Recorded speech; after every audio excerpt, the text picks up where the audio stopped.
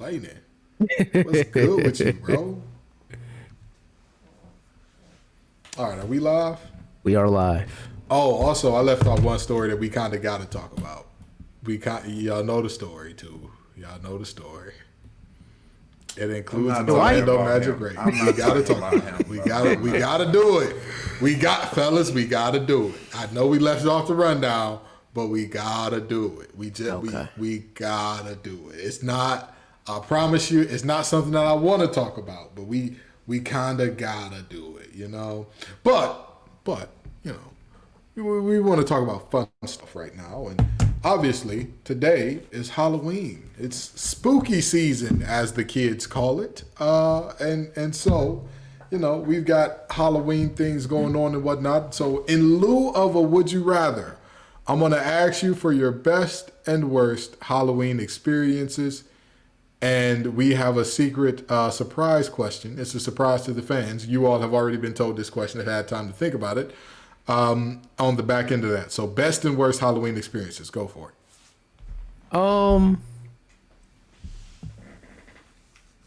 Trying to think of best, trying to think back to the childhood, because of course all of us have been through adults that have gone to college, you know, and Halloween is a different time as far as aesthetics This is go. a great time. Yeah, This is so a great you time. know, for sure we've all had some great Halloweens as adults. Yeah. But as a kid, I don't know, as a kid, just Halloween was different. Like I take my nieces, this would be the first year I don't take my nieces trick-or-treating, but you take them trick-or-treating every year and just going with them, you got gaps where it's like half a block where the light's not on, people not giving out candy. I feel like it used to be warmer during Halloween when I was a kid. Every year when I'm in Michigan, I take them trick-or-treating. It's either raining, it's almost snowing, it's cold. The kids don't have a desire to get candy no more. Like these kids that walk 4-5 blocks and be like, I'm tired, I want to go home. Like, I don't know, for some reason when I was a kid, I remember we used to be out there trick-or-treating for like hours on end, coming home with like sacks of candy. Yeah. My nieces walk in the crib with like a little pumpkin bucket of some candy and they be cool. I mean, let's just be honest, bro. That sack of candy, your parents ate most of it and threw it out Yeah, anyway. that's facts. But that first night, boy, it was just the aesthetic, really, of coming back with that huge haul of candy. It was the principle. It was the fact that I worked for that candy, bro. That's facts. What was your worst Halloween experience, or do you not have one that was particularly bad? As a matter of fact, I'll get the worst one started. Go ahead. So I grew up in a very religious household, just in case y'all did not know. I was one of those kids that was in church Sunday morning at 9:30 for the Bible study or for Bible school. Sunday school. Oh, man. It's been a minute. So I was there at 9:30 for Sunday school. I was there for the main service at 10:30, and then I was also there for second service. I was there for vacation Bible school. I was there for choir rehearsal. I was there for Bible study on Wednesdays. I was always in the church if I wasn't, doing something football related. And so, obviously, I don't know if y'all know this or not, but do y'all know what like churches call Halloween and whatnot? Devil's Night, right? Yeah, it's like Devil's Night was the night before. Devil's Night. Yeah. So Devil's Night was like what they were combating with Angel's Night. Yeah. And so like you would walk in and they would give you this like giant bag of candy. Now don't get me wrong, it was a big bag of candy, but it was like we were all in like a really big church. It's the church that's right off of Southfield Freeway on Plymouth. It's the church that's right there where it used to be at Wendy's. Yeah, we were all in there, and it was like so hot because it was indoors. Like it was so hot, and I wore a full Power Ranger suit. I mean, like head to toe, covered as the Red Ranger, and like enter the little like costume contest and all that. And I didn't realize, like at the time, it was like fun, Right, but like Gibbs, looking back I at gotta it, say, just based on how long I've known you and your stature, something tell me you always been built the same way. Yeah, pretty much. Pretty much. I was a pretty big kid. So a cocky Red Ranger is hilarious, bro. Yeah, they literally listen. And this is why, like, at the time, like, I was feeling good about myself and like, doing the little costume thing. And the dude was like, "That's the biggest Power Ranger I've ever seen." I'm like, bro, what's good with you, bro? Like, the night was smooth up until that moment, bro. Like, the crowd start laughing. I'm like, bro, what's good with bro? Like, lucky I wasn't there, kids. I was that boy got stretched. Listen. Looking back, got stretched fans. Looking back on it as an adult, I'm like, bro, what were we on? Like, why couldn't you either let us go regular trick or treating or just buy a bunch of candy and leave it at the crib? Why would we do that?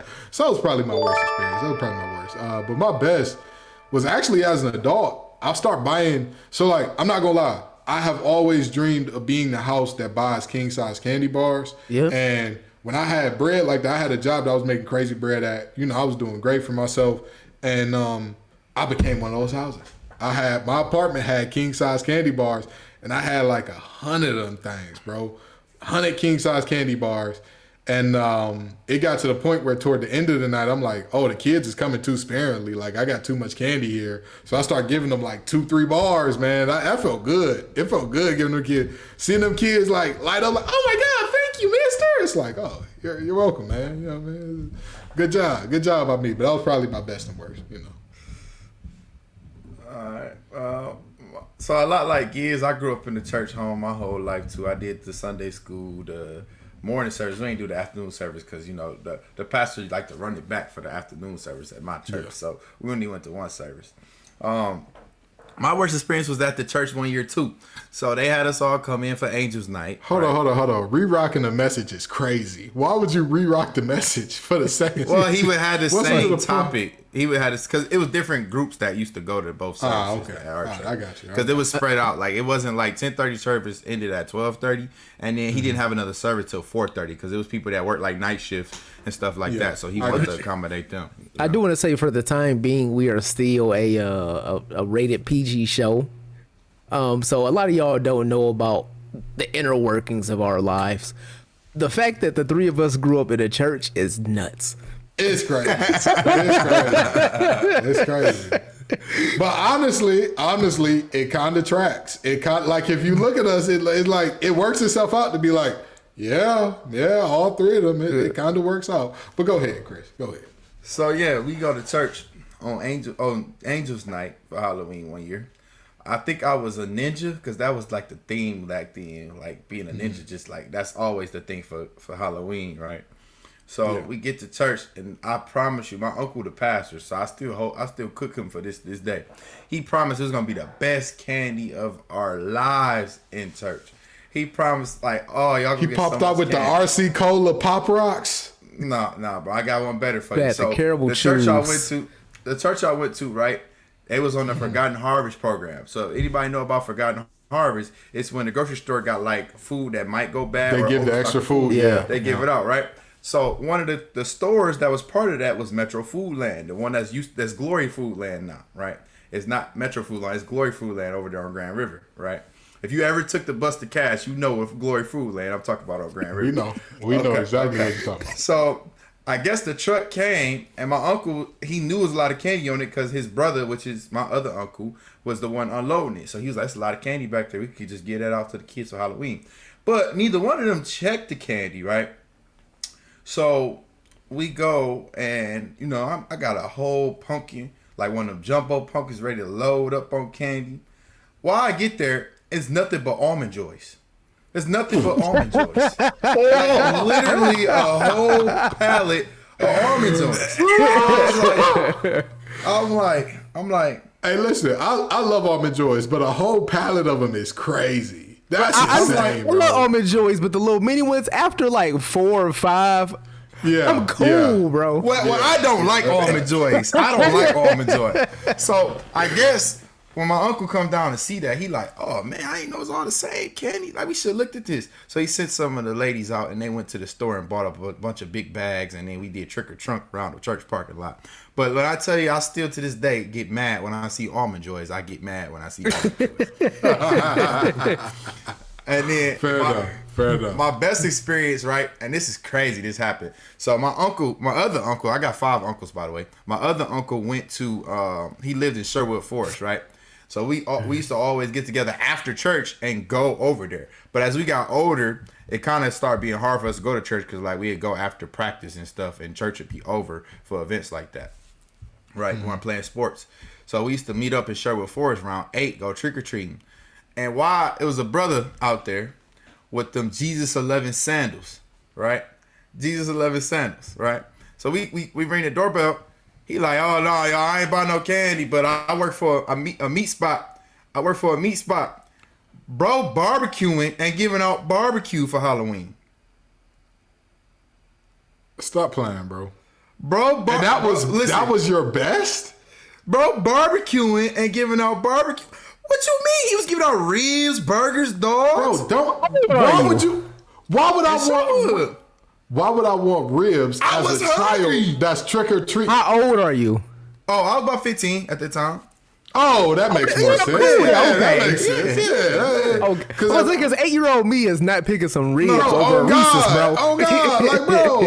I'm be looking at some ribs, bro. What's going on? That was probably my last year, and then I realized like that year made me realize like, bro, we do this just because we always been doing this. We're a little too old for this, and we could really just barbecue ourselves and like, start eating some good food instead of eating all this candy for real. So like that Halloween was like the most memorable one because probably the last one I actually did some kid like activities. You know what I mean? Yeah. I'm not gonna lie to you. My CTE kicking in already. I can't remember like any of the Halloweens except for like those 2 and like 2 other ones. It was one where like I was pulling up to people's houses in like different fits, but it was the same fit. I just had on the Letterman, and I would like take it off and then put like the white tee over my face and be like, I'm a ghost. And then like the other time I would just come with it down, and like I had a little ghost mask on, and nobody ever caught me. It was nice. But yeah, those are about the only 3 I ever remember. So, we got some spooky topics to touch on today because, obviously this is a sports show. And one of the biggest stories in sports is about one of the biggest men in sports, in Dwight Howard, and we got to talk about it. I'm sorry, I know this ain't gonna be fun to talk about, but we got to talk about it. And speaking of taking something, Michigan, they stealing signs. What's going on with Harbaugh and company? And if we're talking about on the gridiron, football season has moved along far enough to where we're at the point where we can do some facts and acts of the year. And we've got 1 week of basketball down. These rookies will be included. These teams will be included. Y'all boys ready to get into it? Ready for it. Yes, sir. Alrighty, well, let's do it. What's up, y'all? Have a seat. It's your favorite hour of the week with the Facts Over Acts crew. We got the Mix and Master, the master of the Mix and Master, Josh Guyton in the building. That is I. We got the money man, the man of the plan, Chris Allen in the building. Right here. And then you got the little old MC, that's me, Ken Gibbs. Now, Josh, quick question. What is the doggo's name in the background? They are a paid actor. Dexter is a paid actor in this. Man, we just wanted to make sure. It's a menace, dog. We just wanted to make sure that we gave famous Dex his credits before we went forward with this show. And also, peed on the neighbor dog, bro. Went over to the fit and sniffed him. Peed on dog that went back in the crib. Like, I've never met a more... I'm trying to think of a way to phrase it on a podcast, but like just like a more nonchalant dog. So wait, the other dog just kind of sat there and was chilling? Yeah, it was a little tiny dog. What was he gonna do? Leave? What? Like, nah, bro. See, if I was the neighbor, I got to beat you up in front of our dogs to like. Something got to shake. Somebody got to. That's tough. That's tough. And also, I got to bring this up from the past, blast from the past, but. Now that Guyton got a bed behind him. Make sure anytime he don't leave his bed made, y'all cook him. Because when I have my one bed not made one time, when I have my bed in my background. The cover on that. Look, these clothes is folded. It's just a little blanket right here. No, they better cook. He just got a little duvet. It's a little loose duvet. Hey, listen, I just start cleaning my office. My office just got cleaned, so I'm out of this. You know what I mean? Y'all take care of yourselves on that one. But, fellas, we got to talk about it, okay? This Dwight Howard situation, all right? We got to start here. This Dwight Howard situation, he is being accused of sexual assault by a gentleman by the name of Steve. I have not seen the last name at the moment, but he's being accused of sexual assault by a gentleman named Steve, and he says it is not sexual assault because everything that happened was consensual. And with that being said, this story has generated a lot of buzz. A lot of folks been talking about this thing, fellas. What are y'all thinking here? We haven't tackled a topic on Facts Over Acts, previously. But one, I do want to say, if this is a case of sexual assault and it is not consensual, I'm assuming it's going to go through the legal processes, and we'll find out whether or not that's true, hopefully. But besides that, I think we should just treat it like any other case. Yeah. It's been, they say where there's smoke is fire. And we've been hearing, I don't want to call it accusations because that would make it seem like something that's wrong with Dwight Howard's lifestyle. But over the past 4 or 5 years, definitely well before we started this podcast, we've heard the rumors of Dwight Howard having a certain preference when it came to the bedroom. Yeah. The whispers have turned into screams at this point. The whispers truly have. Chris, what you thinking, man? And honestly, Chris, if you need to abstain from this, I fully understand. Like, I fully understand. You know what I mean? Because my mother always taught me, if you ain't got nothing nice to say, don't say it. So I understand. I ain't gonna be mad at you if you're gonna stay out. I'm gonna try to bring the comedy up in this situation the best way I can. I mean, I'm gonna refrain from saying anything that could incriminate me.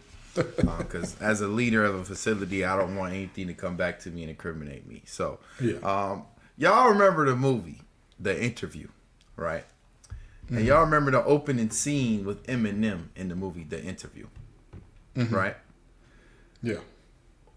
I feel like Dwight Howard been leaving us them breadcrumbs, right? I feel like he been leaving us them breadcrumbs. He's been leaving us the loaf.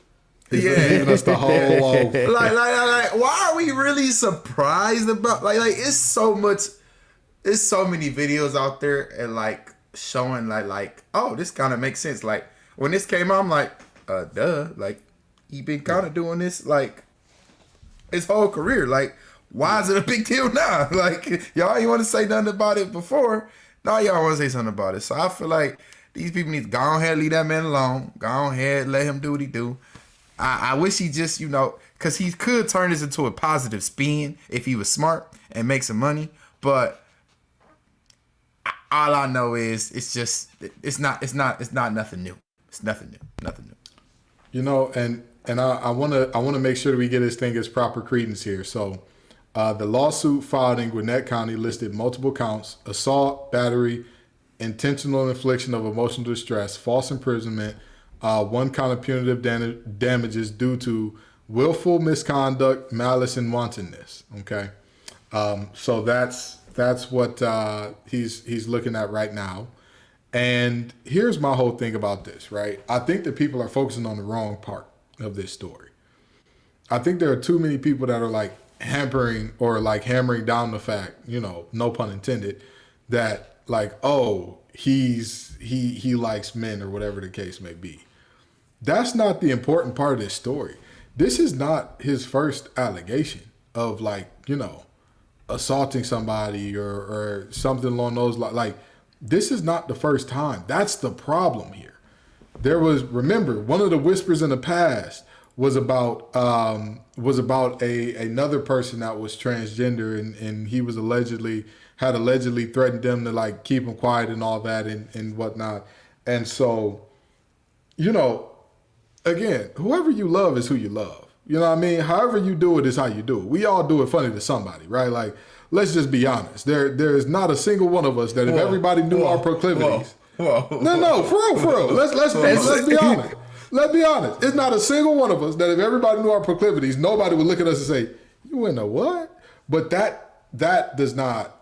That's a whole different thing from all I say all the time is, as long as all parties are consenting adults, that's all that matters to me. Right. That's all that matters to me. I don't care who you do it, how you do it, what you do. But there seems to be a pattern of non-consent here. And again, I'm not going to say, hey, just because there's an allegation, it's the truth, because I've seen it in my personal life. I've seen it. I've seen people have allegations that, you know, in different ways for different reasons or whatever the case may be. However, two very different situations where they come up with very similar stories about somebody over a decent span of time. Dwight, what you doing, dog? What you doing? Right. And the video of him like saying, "Oh, y'all always worried about other people's business." It becomes other people's business when the law gets involved, Dwight. That's how it works, brother. That's how it works. And again, I do agree that people are worried about the wrong part of this thing, but man, you need to seek some help. You need to get some help because you got a problem, dude. You might have a problem. Let me just say that. If these allegations are true, you got a problem that you need to get worked out because that is, I mean, let's just be honest. You're a multimillionaire that's 6'11", and you're still to this day, regardless of what your athletic ability is and how it's diminished, you're still built. You're jacked. What are you doing? Like, let's just be honest. There is not a single community where like there's a ton of yous just walking around. Like that's not right. What are you doing, Dwight? What are you really doing here? So, you know, we hope that gets resolved and that, you know, there is justice for any party that has been wronged out of this one way or the other. But now we got to talk about somebody else taking some. Harbaugh. They said he been stealing signs. They said that boy has been out here stealing signs, and there is a staffer with an alleged over 60-page manifesto of how he planned to become the head coach at the University of Michigan. Now, the sign stealing has been allegedly going on for 3 years. Fellas, what y'all thinking? Is this a lot of something? Is this a lot of nothing? What y'all thinking? I think it's a lot of nothing. Now, we established on the show multiple times before that I'm not the foremost football expert on the panel. But at the same time, from the allegations that I was reading, that sounds like a scouting department to me. Mm-hmm. I thought that was a part of sports. I thought that was a part of the game. Now, this isn't a case where, like, if you look at the Houston Astros, for example, they knew specific calls internally and were giving signals during the game of what pitch was coming, what play was coming. It sounds to me as if they were going to other teams' games, analyzing what was happening on the field, corresponding with what they thought the coach was calling. Right. I didn't know that there was protocol against that. Yeah. And that's my biggest problem with it. That's my thing is, I think that people are blowing this out of proportion or completely sweeping it under the rug one way or the other. When in reality, I think it's a lot of something in the fact that a rule was broken. You know what I mean? Whether or not the rule is legit or whether or not the rules should stand, that makes me know never mind. The question is, in this instance, was the rule broken? The rule is you cannot go to your opponent's games in person with the sole intent and purpose of scouting. You cannot do that, right? And so the staffer who did so, I think he broke those rules. I think that whatever penalty comes down on Michigan for that should come down. But I think people are blowing this out of proportion. Like, oh, Jim Harbaugh needs to never coach in college football again. Or, oh, like, this doesn't matter because you still got to physically stop it. Let me explain something to y'all. As you increase in level, the difference between the best and the worst shrinks a lot. Yep. It shrinks bit by bit by bit. The difference between the best and worst in high school, you can literally tell the worst guy on the field, this is exactly what I'm doing, this is how I'm doing it. That boy cannot stop that in a month of Sundays. He is only out there because his parents forced him to be on that field. He hates it there. He absolutely hates it there. You're going to destroy that kid. In college, you're looking at a bunch of other Division I athletes. If they know where you're going, it's generally going to work out well for them. Right. It's going to work out well. So, you know, if they had stolen the signs off the sideline and whatnot, I would say it's a whole lot of nothing. But because you broke protocol, that's the only reason that I'm looking at this thing saying, hey, whatever penalty the NCAA hands down, so long as it is in accordance with the penalty for this, what's the word I'm looking for? Indiscretion normally, I'm all right with it. Chris, what say you? You know, out of all the things that could come out of college football, to me, this is just like the tiniest battle that they should really be focused on, right? Let's be honest here. Like, it's a lot wrong with college football. a lot wrong with college football, right? And for them to be focused on this instead of the other things where you have like people getting grades changed to play in the game, people, you know, not taking school serious, people not able to show up on campus because they make so much money in NIL deals, stuff like that. You know, I think they should worry about stuff like that more so than this, because this to me in general is just a situation where you got caught and you couldn't do nothing about it, and now you whining about it. Like, as a society, we have gotten really, really, really, really soft, right? And I say this to say, right, I'll give y'all an example. In my Little League baseball, we played in Rosedale Park, right? That was the Rosedale Park Grandmont Baseball League, right? We had one coach in there that coached college, but he was doing it for the neighborhood, being a legacy coach. He did all type of crazy signs, right? At the end of the season every year, you play travel team where all the teams that were different, you take the best talent on all the teams and put them on one team, right? Yeah. And he would teach us his signs, right? Teach us his signs. And we learned quickly that them signs, him doing all that stuff on his face and his arms and stuff don't mean nothing, right? Yeah. It's just you got to look for the one indicator, right? One indicator. And he changes it because obviously each year we go into our separate teams again and we going against each other, right? But if we figured out one, he would laugh at us. He would laugh at us and be like, "Oh, y'all good. Y'all figured me out right there. I'm not creative enough, right?" But he used it to his advantage. He figured out that we didn't, you know, we knew the sign, and he did the sign. He started throwing dummies. Yeah, he started throwing dummy signs, right? So that's what I mean by the world has gotten really soft, right? Like, how do you cry about something and want them to change something or investigate something instead of saying, you know what, next time I got something for that. Next time we're going to do something about that. Right? Are you not allowed to watch film? Yeah, you're allowed to watch film. You're allowed to watch film. You just cannot, again, the rule is you cannot go in person to their game, to your opponent's game. What if I want to watch the game? Yeah, you can't go for scouting purposes. So, like, let's say that this like the staffer who did this, let's say that he was a guy who, like, just enjoyed Big Ten football. Like, for whatever reason, he just loved watching Brian Ferentz calling offense. Which, by the way, nobody loves watching Brian Ferentz calling offense, including his daddy Kirk, who got him that job. But you know, he could go to the game, sure. You cannot go for scouting purposes. You cannot do that.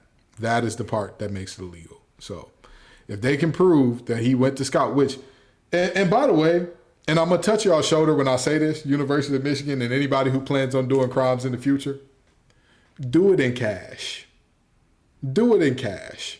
Stop having a clear paper trail that, oh, look, I'm committing crimes. I didn't know it was a paper trail. That's kind of nuts. Why are y'all Venmoing each other? Oh yeah, you're in this state, sending for this game, sending for. Don't tell me you got a note. Don't tell me you got a note with the payment. It has notes on the payments. All right, that's insane. That's insane. For one of the top-rated public institutions in America and in the world, that's some real mid ball right there. That's some real mid-level ball. Anybody who knows it, and see, this is the problem when y'all have too many people that are from the same background, because anybody who knows anything about anything would have told them, everything needs to be done in cash. Everywhere that he travels, he needs to be by himself, and we need to go ahead and just have cash already distributed to him so that he don't got to ask for nothing, or anybody else that's going ain't got to ask for nothing. We already got what we need. Just foolishness, just embarrassing yourselves. But again, me personally, I'm on the side of whatever penalty comes down, it comes down, and I ain't mad at it. Now, fellas, we got to talk about the big news. We got a Woj bomb at 2 a.m. I know a lot of fellas got that notification on their phone, and a lot of women threw that phone at them very aggressively. Who is Woj, and why is she texting you right now? Somebody said that's because Harden finally answered the phone leaving the club. That's why they sent this so late. It's because Daryl Moore was in the club with them. They were celebrating their divorce together. That's the new deal. Everybody celebrating divorce. They was in the club talking about, hey, we're going to retire some strippers tonight. Daryl said, hell yeah, let's roll, baby. Let's roll. You finna go brother, you are a Clipper. Let's do it. But in all seriousness, this is one of the biggest trades that we've ever seen this early in the season, because generally we see movements like this either in the offseason or at the trade deadline, but not at the beginning of the season. So the trade goes as follows. The Clippers receive James Harden, PJ Tucker, and Philip Petrusev, and the 76ers receive Robert Covington, Nick, why the redacted is Batum, Marcus Morris, KJ Martin, an unprotected 2028 first-round pick, 2 second-round picks, a first-round pick from the Thunder, and a first-round pick swap with the Clippers. Fellas, tell me, what are y'all thoughts on this trade? I think who you got as winners, losers? What does all that look like for you? It's a super win. It's a super win for the Clippers.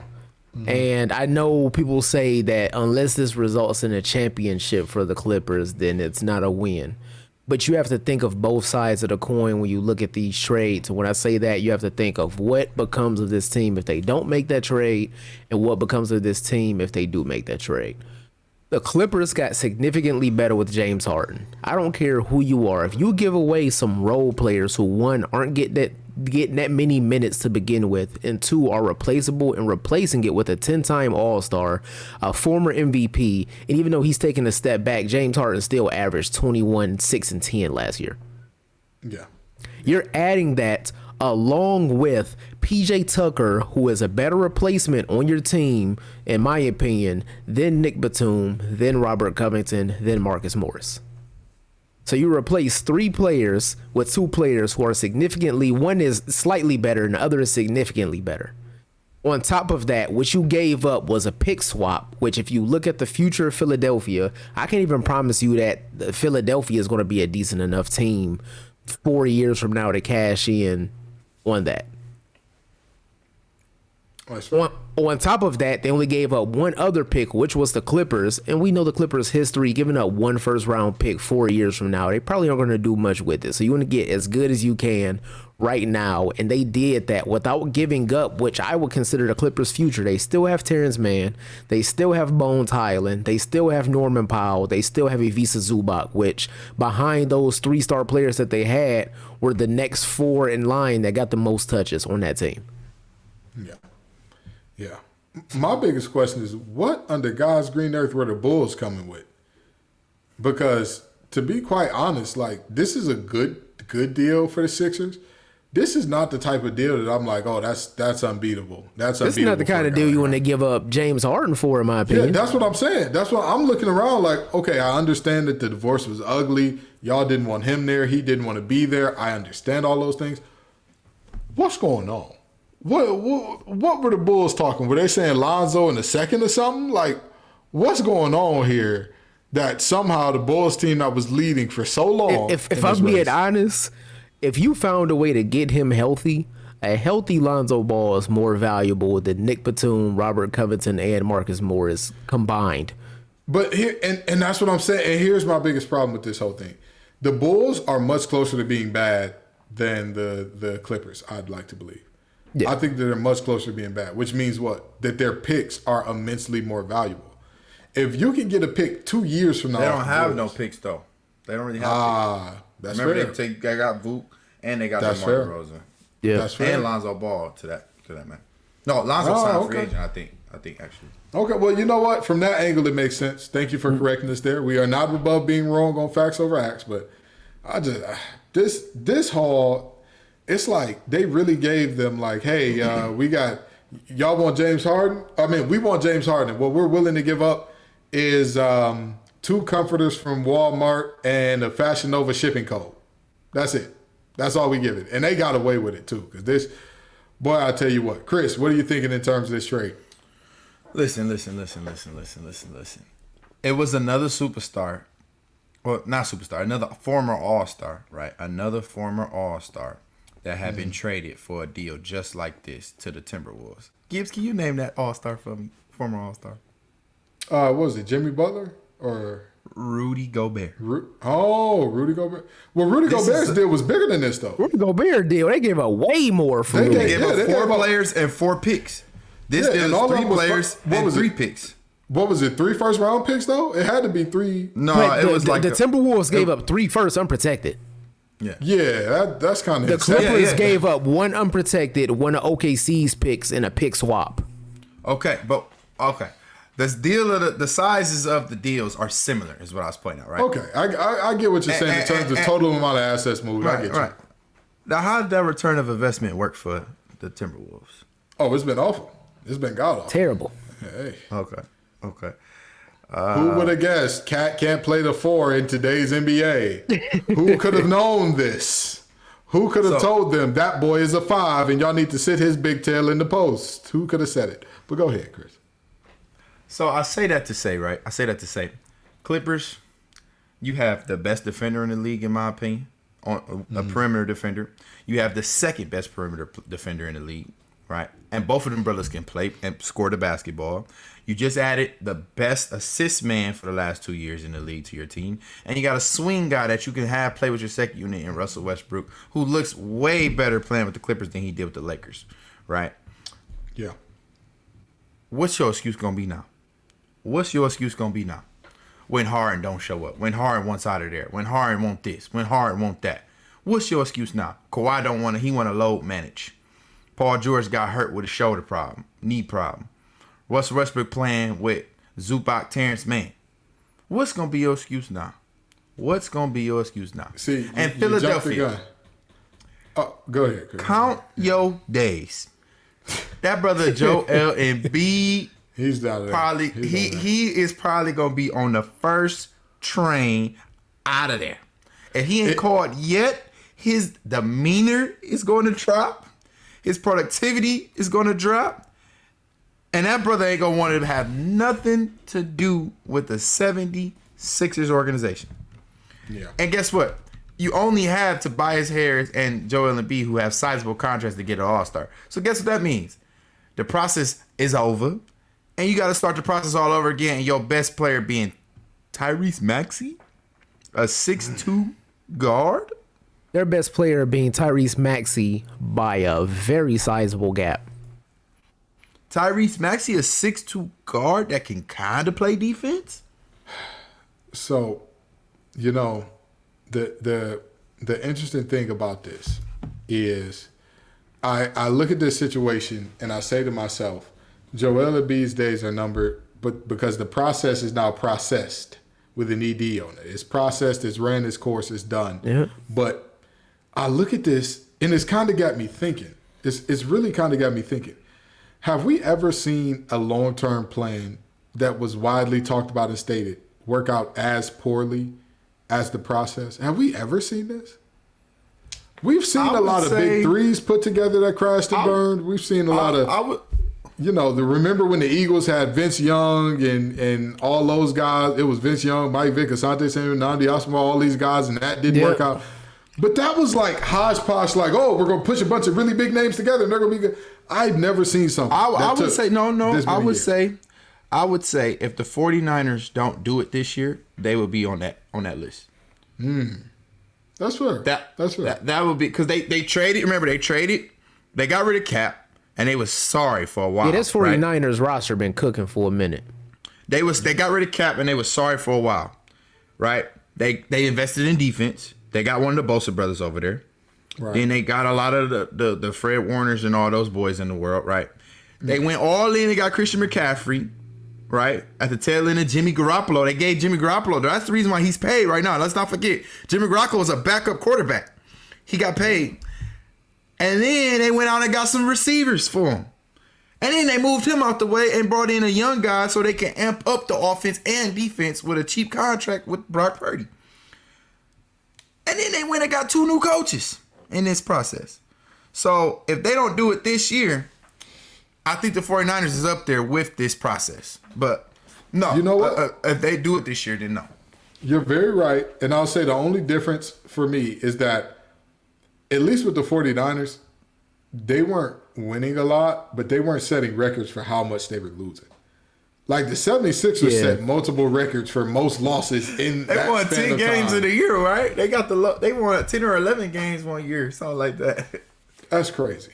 That's crazy. Like, you could slip across a win or two in today's NBA. Like, come on, bro. What's going on here? So, you know, I look at this situation and I say to myself, man, this is very nasty. But let's talk about the Clippers before we move on to our next point here.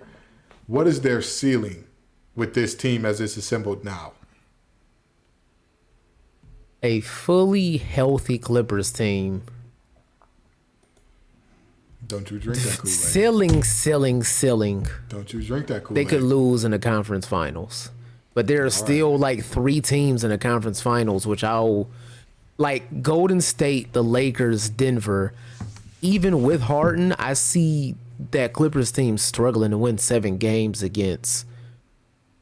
If you think of Golden State and Denver, you think of discipline on the floor. I have a hard time seeing them overcome that level of discipline. And if you look on the Lakers side of the ball, whenever it's time to play basketball, I don't really see LeBron and Anthony Davis going down to that Clippers roster. Chris, what's your ceiling for these boys? Well, I'll drink the Kool-Aid, and it's grape, and it's fantastic. It got the right amount of sugar in it. It tastes good. They put the lemon in that thing. They put the lemon in there. Lemon. Hey, by the way, if you go over somebody's house, and they got the chilled Kool-Aid with the lemon in it overnight, man, hey, what that TikTok sound say? Someone cooked here. Someone cooked here. Go listen. Them brothers can win an NBA championship, right? They have everything they need to win an NBA championship. They have a coach that has won an NBA championship. Let's start there. They have a 2-time Finals MVP. Let's start there. You got Playoff P, who has shown that he can be good in the playoffs, but in big time lights, he kind of shrinks a little bit. But guess what? You'll have somebody that has stepped up in that occasion, right? You also have James Harden, who's shown signs where he can step up. Now, he's been shy to the light as well. But you also have another person in Russell Westbrook that has shown he can step up, right? Then you have Terrence Mann still there, right? And not to mention, this is the driving factor for me. You're playing this year in hopes to build a big enough fan base where you can still populate the new Clippers arena while the Lakers still have the main fan base in Los Angeles. So I'm just going to say all that to say the ceiling is the championship. The floor, I would say, is they get eliminated in the second round. If they get eliminated in the second round, then Pack of the Mail is gone. They need to just go ahead and let that go. Yeah. You know, all 4 of their contracts up. Exactly. I'd say the floor is a first round exit. I'd say the ceiling, I can see a conference finals appearance. I can't see, unless they get a lot of luck with injuries, and not just in terms of their injuries, in terms of their opponents as well. I mean, if you look at it, though, what team has 4 guys that can facilitate and defend and also play 40 minutes a night? What team has 2 guys that you know for a fact, one of which has forced his way out of how many teams now? We got the 76ers, we got the Rockets, we got the Nets. Okay, forced his way out of 3 teams, and another star that has not played more than, what's the most games Kawhi has played in the regular season in the last, let's say 5 years, let's say 4 to 5 years. Can you look that up for me, Josh? Let's get that number rolling. Now, I agree. The talent is there. If we're talking like, who would I run with on 2K? Oh, this team all day. Like this is the squad that I'm running with. They got everything you could need. The last time Kawhi played over 60 games was the 2016-17 season. He doesn't have to play over year after he played anymore. 9. The year after that he played 60. The year after that he played 57, 52, 0, 52, and then this season just started. That is similar to what Anthony Davis played, by the way. The last time that Kawhi Leonard played 3/4 of the season or more, Josh and I both had full heads of hair. Full, healthy heads of hair. No, hold on. Guyton was bald way before 2016. You weren't bald in 2016, were you? 2016? Yeah, 2016, I was bald. Oh, never mind. Yeah, bro, come on now. Never mind. Either way it goes, I had hair in 2016, damn it. I had hair then, okay? I'm just saying, you asked me what the ceiling was. They have, like you just said, they have everything they need to win a championship. I think that they've raised the Clippers ceiling higher than it's ever been. Have they ever made a conference finals appearance, Josh? They made one a few seasons ago. They lost to, or did they? No, that was second round. That was second round. They lost to Dallas in the second round. That's what I'm thinking of. They've never made a conference finals. And with that in mind, I just want to let everybody know they've raised the ceiling for that program or that team. They've raised the ceiling.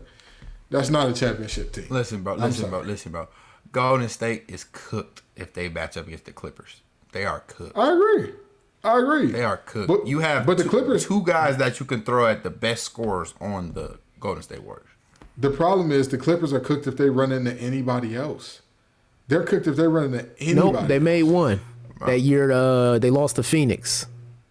2021. Oh, okay. Yep. One conference finals appearance ever. Well, never mind. They didn't raise the ceiling. They're just getting back to where the ceiling was in the past. Congratulations. Everybody clap it up like we're on Drink Champs because trust me, old boys ain't going no further than that. I'm not a believer in I, as a bald man, am not a believer in Clippers. I have a straight razor now, and that's what I stick to. And I'm gonna stick with hold you, bro. Okay? Until AD show me consistency, y'all can miss me with this Lakers talk. Y'all can. Here's the thing. I'm okay with that. But you know what AD has? You know what AD has that Paul George doesn't? A ring. You know what he has that Russell Westbrook doesn't? A ring. You know what he has that James Harden doesn't? A ring. Like, at the end of the day. That's cute. AD has done enough. He can wave it in the offseason, but that's cute. At the end of the day, Anthony Davis has done enough. He's been healthy enough. He's been there for enough to get himself a ring. The only player of this core that we're talking about with the Clippers that we can say that about is Kawhi Leonard. And when Kawhi got that ring, the team intentionally said, hey, brother, you don't need to play most of these games, man. We got it. We'll get there. We'll handle it. You just figure it out. Kawhi has objectively lost a step. Lost multiple steps, if you will. Because Jordan Clarkson having you in hell on the last possession of a game is insane. That is insane. And so, going forward from there, I'm saying, well, if Kawhi can't be your closer, who's the next in line? Is it Harden? Is it Paul George? Who's your closer? Who's the guy that you say, hey, when the going gets tough and we need to roll the ball out and get a basket, I'm going to roll it to him. Because we've seen Paul George in that situation, didn't we? We've seen him. And you know what Paul George does in that situation? What happened, though? He used to that guy. That Utah series broke him. I don't know what it was before that Utah series. Paul George was him. He was clutch before that. Yeah. And look at him now. Now he's still screaming, that's a bad shot. That's a bad shot. Well, guess what, Paul? The shot went in. It went in. It could be embarrassing. It's like a 5-minute compilation on YouTube of people hitting game winners on Paul George. Hate that for him. I ain't gonna lie. Hate it or not, bro. That was a bad shot. And you know what? That was anybody a bad else shot. but Dame. But guess what? That's a bad shot that broke up your band. Bye. That shot could have been bad, could have been nasty, could have been ugly. It's like somebody saying, Chris, you got a lucky bet on those stocks. Well, guess what? If you went in at 10 cents a share and put in $3,000 and it shot up to $20,000 a share, oh, well, so what did I got lucky? I'm still a billionaire. I still did the thing. You know, so, and again, nobody on this team has shown me anything of a championship pedigree. Russell Westbrook is nowhere near the guy he was when he was a MVP. James Harden, nowhere near the guy that he was when he was an MVP. Paul George, nowhere near the guy that he was back in Indiana. I'd even say in the early parts of OKC. Nowhere near that guy. It's cute. But you know what this is? This is Scottie Pippen, Clyde Drexler, Charles Barkley. And was Hakeem on that team or no? Am I making that up? Yeah. It was Hakeem, Charles Barkley, Scottie Pippen. Yeah, that's what this is. That's what this is. It yeah, is. That's what this is. It is. Yeah. And I made that point on Twitter yesterday. One thing I do want to like shut down though is a lot of people are under the impression that James Harden is going to be bad for team chemistry, and this is going to like stupid. break. Yeah, that's stupid. These are all 4 guys in the same age group that all grew up in the AAU circuit together. If you look at it, all of these dudes are from the same area. They all played on the AAU circuit together. I was just about to say, aren't they all from Cali as well? Aren't they all from Southern California? Yeah. Mm-hmm. There's even if they weren't, like, this is not a situation where when you think of guys that are bad for team chemistry, even the guys that are worse in the world for team chemistry, it takes time for them to ruin that chemistry. They just don't come in and on day one, it's like, oh my God, bro, why did you bring him? I swear to God, you could have brought anybody else in. It generally works. Like you stay with this guy for a while and he just starts grinding your gears. You know, like, oh, at first it's funny, he's cute, and then over time it's like, all right, bro, please stop doing that thing where you use the forks as teeth and do the walrus thing. It's boring. It's annoying. Stop. Like, you know what I mean? They haven't had time for that yet. So I don't think it's going to be a problem with team chemistry there. But now, before we get out of here, fellas, we got to get into one last thing because we've touched on a lot. We've gotten through this rundown in a more smooth way than we ever have. But we also have the NFL trade deadline that came, okay? Now, we got the 49ers snatching up Chase Young. We got the Dolphins snatching up their Chase in Chase Claypool. And we got the Lions bringing back home Cass Tech graduate, University of Michigan graduate, All-Stater, All-American, Donovan Peoples-Jones, returning home to the Lions for a 6th-round pick, by the way. Fellas, tell me which one of these moves was most impactful and why. So it's 2 moves that I look at that are most impactful. One is Chase Young going to the 49ers. 49ers got a top-tier defense. Well, what is supposed to be a top-tier defense. I'm not sure what's going on in that coaching tree, but I don't think that defense has impacted the game as much as they should have so far this season. But when you look at that defensive line now, they are 3 pieces very strong in the middle and on the ends. You got Bosa and you got Chase Young now. If the 49, like we were saying earlier in the show, if the 49ers don't run away with at least the NFC, they can consider this season a failure. Mm-hmm. And then the other one that you look at, the Lions picking up Donovan Peoples-Jones. I know he's not, you don't think of that name when you think of a top tier receiver, but the Lions already got their number 1. They got Amon St. Brown, and I think one of the biggest pieces about the Lions still not finding their groove of a team that's slowly transitioned into a winning team. On that 3rd down, on that 4th down where you're going for it, everybody knows the ball is going to Amon St. Brown. They might get away with a trick play every once in a while, gain a couple yards, but we know where the ball is going. That gives us a good enough number 2 that's reliable enough to catch the ball. And all, as much as I love J-Mo, you see the speed, you see the athleticism, you see the intangibles, but also the NFL, you're playing with professionals. He's still got a little bit of time before he can put it together to where he's that reliable number 2. Okay. All right. Oh, I also forgot Kevin Byard to the Eagles as well. Kevin Byard to the Eagles from the Titans to the Eagles, another trade that was made there. Chris, which one of these moves is the most impactful to you? Microphone is off. I was just about to say, definitely Chase Young. Definitely Chase Young. I think that the crazy part is that we just talked about how the 49ers did all this for their journey, and here they go doing one more thing. And their season actually is quite falling apart right now with these last string of losses they just had. So this is definitely a Hail Mary by them to say, okay, maybe we need to add more defense. But you know, Brock Purdy's looking more nervous than he ever did in the first 5 games. He came out hotter than fist grease. I'm talking, people start looking at his salary like, we need to pay him a little bit more. And then he said, joke's on you guys. I'm still young in the NFL. I was still Mr. Irrelevant for a reason. Let me tell y'all this. I look at this and a lot of people say Kevin Byard to the Eagles is one because he's a top, at worst, I would say top 6 safety in the league. Top 6. Yeah. I want to go Chase Young, though, because like we've already talked about, it's no way that if you're the 49ers are pushing all their chips to the middle of the table. Think about how many draft picks they traded for Trey Lance, because they thought Trey Lance is our quarterback of the future. He's going to be the guy. He's going to work out. Yada yada yada. It didn't, right? And then they trade some more picks for McCaffrey. They got Trent Williams on the humbug. They got him on the dirt cheap because the situation with the cancer misdiagnosis in Washington, sure. But now you're looking at them going back in and saying, all right, we have got to get another big-time pass rusher, because Bosa has been one of the most effective pass rushers in the league all year. Unfortunately, he doesn't have a partner in crime. Teams can slide to him. Teams can double and triple him. Do you know Joey Bosa is, I want to say his pass rush win rate in terms of one-on-ones is about 25%. So that means 1 out of every 4 times that a team drops back, he's going to get home or he's going to affect that play. Do you know what the next highest is on that team? On that team? Mm-hmm. I'm going to have to go,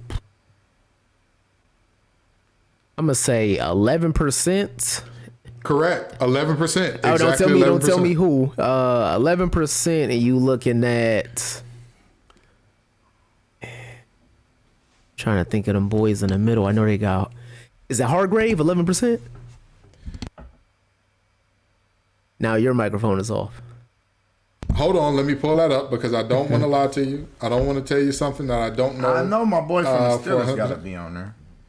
I'm talking about just for the 49ers. So let me see here. But either way it goes, the next highest pass rush win rate is, again, you're looking at a very, very low percentage.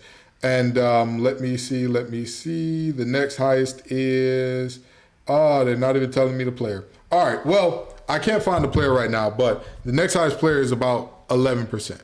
Long story short, he needed help. He needed some support. Yeah. And I'm going to tell you what, I thought that the best Christmas gift that Bosa could have ever received was playing the Ravens, who are known for having an all-black quarterback room on Christmas. But Chase Young may be a better Christmas gift.